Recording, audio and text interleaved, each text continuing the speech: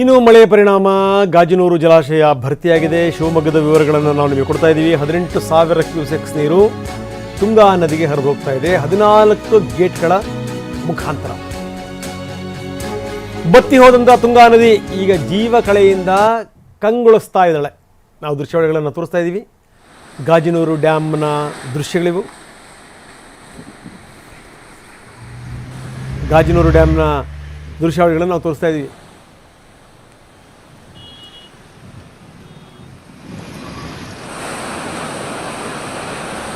ಹದಿನಾಲ್ಕು ಗೇಟ್ಗಳ ಮುಖಾಂತರ ನೀರು ಬಿಡುಗಡೆಯಾಗಿದೆ. 18,000 ಕ್ಯೂಸೆಕ್ಸ್ ನೀರು ತುಂಗಾ ನದಿಗೆ. ಇನ್ನು ಶಿವಮೊಗ್ಗ ಜಿಲ್ಲೆಯಲ್ಲಿ ಮಳೆಯ ಆರ್ಭಟ ಮುಂದುವರೆದಿದೆ. ಹೀಗಾಗಿಯೇ ಹೊಸನಗರ ತಾಲೂಕಿನ ಶಾಲಾ ಕಾಲೇಜುಗಳಿಗೆ ರಜೆ ಘೋಷಣೆ ಮಾಡಲಾಗಿದೆ.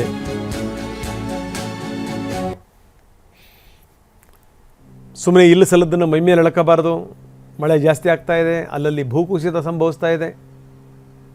ಹೀಗಾಗಿ ಬೇಡ ಅಂತ ಶಾಲಾ ಕಾಲೇಜುಗಳಿಗೆ ರಜೆ ಘೋಷಣೆ ಮಾಡಲಾಗಿದೆ. ನಾವು ಅದರ ವಿವರಗಳನ್ನು ಕೂಡ ನಿಮಗೆ ಕೊಡ್ತಾ ಇದ್ದೀವಿ. ನಮ್ಮ ಪ್ರತಿನಿಧಿ ಬಸವರಾಜ್ ನಮ್ಮೊಂದಿಗೆ ಈಗ ನೇರ ಸಂಪರ್ಕದಲ್ಲಿದ್ದಾರೆ. ಬಸವರಾಜ್, ನೋಡ್ತಾ ಇದ್ದೀವಿ ಶಿವಮೊಗ್ಗದಾದ್ಯಂತ ವಿಪರೀತ ಪ್ರಮಾಣದಲ್ಲಿ ಮಳೆ ಆಗ್ತಾ ಇದೆ. ಇನ್ನೊಂದು ಕಡೆಗೆ ನಾವು ತೋರಿಸ್ತಾ ಇದ್ವಿ ಬತ್ತಿದಂಥ ತುಂಗಾ ನದಿ ಯಾವ ರೀತಿ ಜೀವಕಳೆಯಿಂದ ಉಕ್ಕಿ ಹರಿತಾ ಇದ್ದಾಳೆ ಅಂತ. ಗಾಜನೂರು ಜಲಾಶಯ ಭರ್ತಿಯಾಗಿರುವಂಥದ್ದು ಒಂದು ಲೆಕ್ಕದಲ್ಲಿ ಇದು ಸಂತಸದ ಸಂಗತಿ. ಏನಂತೀರಿ? ರಂಗನಾಥ್, ಅಂದ್ರೆ ಜೂನ್ ತಿಂಗಳಲ್ಲೇ ಕೂಡ ಧಾರಾಕಾರ ಮಳೆ ಸುರಿಬೇಕಾಗಿತ್ತು. ರಾಜ್ಯದಲ್ಲೇ ಪ್ರಥಮ ಡ್ಯಾಮ್ ತುಂಬುದಂದ್ರೆ ತುಂಗಾ ಡ್ಯಾಮ್. ಹಾಗಾಗಿ ಜೂನ್ ತಿಂಗಳ ಡ್ಯಾಮ್ ತುಂಬಲಿಲ್ಲ. ಹಾಗಾಗಿ ಸಾಕಷ್ಟು ಆತಂಕದ ವಾತಾವರಣ ನಿರ್ಮಾಣ ಆಗಿತ್ತು. ಈಗ ಜುಲೈ ಮೊದಲನೇ ವಾರ ಕಳೆದ 3-4 ದಿನಗಳಿಂದ ಶಿವಮೊಗ್ಗ ಜಿಲ್ಲಾದ್ಯಂತ ಧಾರಾಕಾರ ಮಳೆ ಸುರಿತಾ ಇದೆ. ಆ ಮಳೆ ಸುರಿದ ಪರಿಣಾಮ ಈಗ ತುಂಗಾ ಜಲಾಶಯ ಭರ್ತಿಯಾಗಿದೆ. ಆ ಡ್ಯಾಮ್ನಿಂದ ಈಗ ಇವತ್ತು ಬೆಳಗ್ಗೆ ಕೂಡ 14 ಗೇಟ್ಗಳನ್ನ ತೆರೆಯಲಾಗಿದೆ. ಅದರ ಮೂಲಕವಾಗಿ 18,000 ಕ್ಯೂಸೆಕ್ಸ್ ಅಧಿಕ ನೀರನ್ನು ತುಂಗಾ ನದಿಗೆ ಬಿಡಲಾಗ್ತದೆ. ತುಂಗಾ ನದಿ ಕೂಡ ಜೂನಲ್ಲಿ ನೋಡಿದರೆ ಕೂಡ ತುಂಬ ಬೇಸರ ಆಗ್ತಾ ಇತ್ತು. ತುಂಗಾ ನದಿ ಸಂಪೂರ್ಣವಾಗಿ ಬತ್ತಿ ಹೋಗಿತ್ತು, ಸಂಪೂರ್ಣವಾಗಿ ಕೆಸರಮಯ ಆಗಿತ್ತು. ಹಾಗಾಗಿ ಈಗ ಏನು 3-4 ದಿನಗಳಿಂದ ಮಳೆ ಬರ್ತಾ ಇದೆ, ಡ್ಯಾಮ್ನಿಂದ ನೀರು ಬಿಡಲಾಗ್ತದೆ. ಹಾಗಾಗಿ ತುಂಗಾ ನದಿ ಕೂಡ ತುಂಬಿ ಹರಿತಿದ್ದಾಳೆ.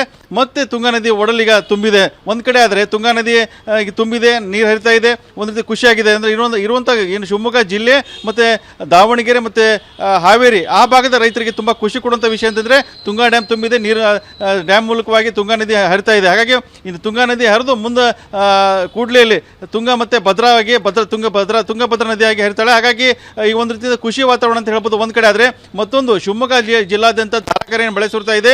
ಪ್ರಮುಖವಾಗಿ ಲಿಂಗನಮಕ್ಕಿ ಡ್ಯಾಮ್ ಕೂಡ ನೀರಿನ ಪ್ರಮಾಣ ಜಾಸ್ತಿ ಆಗಿ ಅಂತ ಹೇಳ್ಬೋದು. ಕಳೆದ 5-6 ದಿನಗಳಿಂದ ಮಳೆ ಬರ್ತಾ ಇದೆ. ಆ ಮಳೆ ಬರೆದ ಪರಿಣಾಮವಾಗಿ 5.5 ಅಡಿ ನೀರು ಬಂದಿದೆ. ಲಿಂಗನಮಕ್ಕಿ ಡ್ಯಾಮ್ ಕಳೆದ ಸುಮಾರು 10-15-20 ವರ್ಷಗಳಿಂದ ಕೂಡ ಯಾವತ್ತೂ ಕೂಡ ನೀರು ಕಡಿಮೆ ಆಗಿರಲಿಲ್ಲ. ಇದೇ ಪ್ರಥಮವಾಗಿ ಲಿಂಗನಮಕ್ಕಿ ಡ್ಯಾಮ್ ನೀರು ಕೂಡ ತುಂಬ ಕನಿಷ್ಠ ಮಟ್ಟಕ್ಕೆ ಹೋಗಿತ್ತು. ಈಗ 5.5ರಿಂದ 6 ಅಡಿ ನೀರು ಬಂದು ಕೂಡ ಅಲ್ಲೂ ಕೂಡ ಸಂತೋಷ ಅಂತ ಹೇಳ್ಬೋದು. ಲಿಂಗನಮಕ್ಕಿ ಡ್ಯಾಮ್ ಪ್ರಮುಖವಾಗಿ ವಿದ್ಯುತ್ ಉತ್ಪಾದನೆ ಆಗುತ್ತೆ. ರಾಜ್ಯಕ್ಕೆ ವಿದ್ಯುತ್ ಕೊಡೋದಂದ್ರೆ ಲಿಂಗನಮಕ್ಕಿ ಡ್ಯಾಮ್ ನೀರಿನ ಮೂಲಕವಾಗಿ. ಹಾಗಾಗಿ ಲಿಂಗನಮಕ್ಕಿ ಡ್ಯಾಮ್ ಕೂಡ ಒಂದು ಕಡೆ ನೀರು ಬರ್ತಾ ಇದೆ. ಹಾಗಾಗಿ ಭದ್ರಾ ಡ್ಯಾಮ್ ಇದೆ, ಭದ್ರಾ ಡ್ಯಾಮ್ ಕೂಡ ಒಳಹರಿವು ಕೂಡ ನೀರು ಬರ್ತಾ ಇದೆ. ಹಾಗಾಗಿ ಏನು ಶಿವಮೊಗ್ಗದ ಪ್ರಮುಖ ಏನು ಜಲಾಶಯ ಇದಾವೆ ಆ ಜಲಾಶಯ ನೀರಿನ ಒಳಹರಿವು ಕೂಡ ಬರ್ತಾ ಇದೆ. ಹಾಗಾಗಿ ಒಂದು ಕಡೆ ಶಿವಮೊಗ್ಗ ಜಿಲ್ಲಾದ್ಯಂತ ಧಾರಾಕಾರ ಮಳೆ ಸುರಿತಾ ಇರೋದು ಒಂದು ರೀತಿಯಿಂದ ಇಡೀ ಜಿಲ್ಲೆ ಮತ್ತು ಬೇರೆ ಬೇರೆ ಜಿಲ್ಲೆ ಅವಲಂಬನೆ ಆಗುವಂಥ ಜಿಲ್ಲೆ ಕೂಡ ಸಂತಸ ಅಂತ ಹೇಳ್ಬೋದು. ಓಕೆ, ಧನ್ಯವಾದ ತಮ್ಮೆಲ್ಲ ಮಾಹಿತಿಗೆ. ಬನ್ನಿ, CS ಪಾಟೀಲ್ ನಮ್ಮ ಜೊತೆಗಿದ್ದಾರೆ, ಹವಾಮಾನ ಇಲಾಖೆಯ ಅಧಿಕಾರಿಗಳು. ಏನು ಹೇಳ್ತಾರೆ ಕೇಳೋಣ. ಪಾಟೀಲ್ರೇ ನಮಸ್ಕಾರ. ನಮ್ಮ ಧ್ವನಿ ಕೇಳ್ತಾ ಇದೆ ಅಂತ ನಾನು ಭಾವಿಸ್ತೀನಿ. ಸರ್, ಇದೀಗ ತಾನೇ ನಮ್ಮ ರಿಪೋರ್ಟರ್ ಹತ್ರ ಮಾತಾಡ್ತಾ ಇದ್ವಿ. ಅವ್ರು ಹೇಳಿದ್ರು ತುಂಗಾ ಡ್ಯಾಮ್ ಇದೆಯಲ್ಲ ಅದು ಮೊದಲು ತುಂಬ್ತಾ ಇತ್ತು, ಆದರೆ ನೋಡಿ ಜೂನ್ನಲ್ಲೇ ತುಂಬಬೇಕಾದದ್ದು ಜುಲೈ ಎಂಡ್ ಆಗ್ತಾ ಬಂದರೂ ಕೂಡ ತುಂಬಿರಲಿಲ್ಲ. ಈಗ ಒಂದು ಸಮಾಧಾನ ಸರ್, ತುಂಗಾ ಡ್ಯಾಮ್ ತುಂಬಿದೆ ಈಗ. ಹೀಗಾಗಿ ಏನು ಅಂತಂದರೆ ಮುಂದೆ ಅದು ಹರಿದು ಬಂದು ಅಲ್ಲಿ ಕೂಡ್ಲಿ ಹತ್ರ ತುಂಗ ಭದ್ರಾ ಆಗುತ್ತೆ. ಒಂದಷ್ಟು ಜೀವ ಕಳೆ ಬರ್ತಾ ಇದೆ. ಈ ಬಾರಿ ಈ ಅಲ್ಲಲ್ಲಿ ಮಳೆ ಆಗ್ತಾ ಇದೆ. ಬೀಳ್ಬೇಕಾದಂಥ ಸ್ಥಳದಲ್ಲಿ ಇನ್ನೂ ಕೂಡ ಮಳೆ ಇಲ್ಲ. ಏನಂತೀರಿ ಪಾಟೀಲ್ರೆ? ಹೌದು, ಕರ್ನಾಟಕದ ಪೂರ್ವ ಜಿಲ್ಲೆಗಳಲ್ಲಿ ಇನ್ನೂ ಮಳೆ ಕೊರತೆ ಬಹಳ ಐತ್ರಿ. ಕರಾವಳಿ ಮತ್ತು ಮಲೆನಾಡಿನಲ್ಲಿ ಕಳೆದ ಒಂದು ವಾರದಿಂದ ಉತ್ತಮವಾಗಿ ಮಳೆಯಾಗಿದೆ. ಇನ್ನ ಒಂದು 8ನೇ ತಾರೀಕಿನ ಕರಾವಳಿ ಮತ್ತು ಮಲೆನಾಡಿನಲ್ಲಿ ಮಳೆಯಾಗುವ ಸಾಧ್ಯತೆಗಳಾದವು. ಆದ್ರೆ ಪೂರ್ವದ ಜಿಲ್ಲೆಗಳಲ್ಲಿ ಮಳೆ ಕಡಿಮೆ. ಬೀದರು, ಕಲಬುರಗಿ, ಯಾದಗಿರಿ, ರಾಯಚೂರು, ಬಿಜಾಪುರ, ಬಾಗಲಕೋಟೆ, ಕೊಪ್ಪಳ,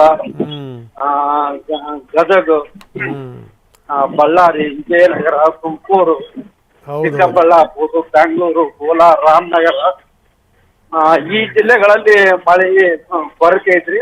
ಆದ್ರೆ ಇನ್ನೂ ಮುಂದಿನ ಒಂದು ವಾರದವ್ರಿಗೆ ಅಷ್ಟೊಂದು ಈ ಪೂರ್ವದ ಜಿಲ್ಲೆಗಳಲ್ಲಿ ಮಳೆ ಕಡಿಮೆ ಇರ್ತೈತಿ. ಆದ್ರೆ ಕರ್ನಾಟಕ ರಾಜ್ಯಾದ್ಯಂತ ಮಳೆ ಪ್ರಮಾಣ 9ನೇ ತಾರೀಕಿನಿಂದ ಕಡಿಮೆ ಆಗೋ ಸಾಧ್ಯತೆ ಅದ. ಅಲ್ಲ ಸರ್, ಈಗ ಎಷ್ಟು ಪ್ರಮಾಣದಲ್ಲಿ ಕಡಿಮೆ ಆಗ್ತದೆ ಈಗ? ಒಂದು ಕೆಲವರು ಹೇಳ್ತಾರೆ 60%, 70%, 80%, ಅಷ್ಟು ಪ್ರಮಾಣದಲ್ಲಿ ಕಡಿಮೆ ಆಗ್ತದಾ? ಅಲ್ಲ, ಅಷ್ಟು ಕಡಿಮೆ ಆಗಲ್ರಿ. ಓವರಾಲ್ ಈ ಸೀಸನ್ಯಾಗ ಒಂದು 10% ಕಡಿಮೆ ಆಗ್ಬೋದು. ಆದ್ರ ಈಗಾಗಲೇ ದಕ್ಷಿಣ ಒಳನಾಡಿನ ಜಿಲ್ಲೆಗಳಲ್ಲಿ ಅಂದ್ರೆ ಬಯಲ್ಸೀಮಾ ಪ್ರದೇಶದಲ್ಲಿ ಮಳೆ ಬಹಳ ಕಡಿಮೆ ಐತಿ. 100ಕ್ಕೆ 40ರಿಂದ 50% ಮಳೆ ಕಡಿಮೆ ಐತಿ. ಅಲ್ಲ, ಈ 100 ವರ್ಷದಾಗಿಂದ ಇಂಥ ಒಂದು ಬರ ಬರಂಗಿಲ್ಲ, ಅಂಥದ್ದೊಂದು ಭಾಳ ದೊಡ್ಡ ಬರ ಕಾದತ್ತಿ ಬರಕ್ಕೆ ಇಂಥವೆಲ್ಲ ಮಾತ್ರ ಕೇಳಿ ಬರ್ತವೆ, ನಿಜೇನ್ರಿ ಸರ?